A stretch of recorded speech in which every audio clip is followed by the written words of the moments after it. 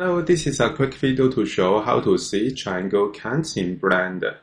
After starting Blender, we can go to bottom bar and we can check the box scene statistics and check it. And we can see number of triangles, number of faces, and number of vertices. They are 0 because we don't have any objects. I try to add 2 objects.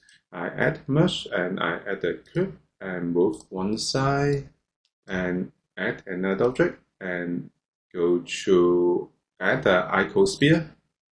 So we can see that there's number of objects here. And if we select one, we have I select one objects here.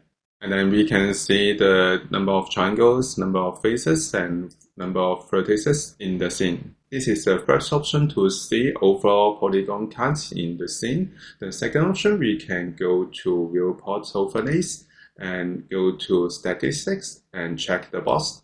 And then we can unselect all the objects first.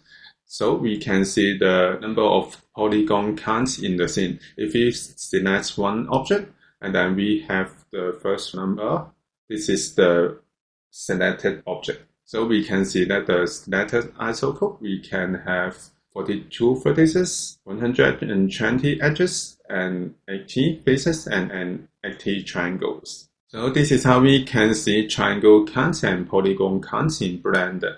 Thank you for watching this video. Hope this helped. Please subscribe this channel. More video will be shared with you. I'm cgian. See you in the next video. Bye bye.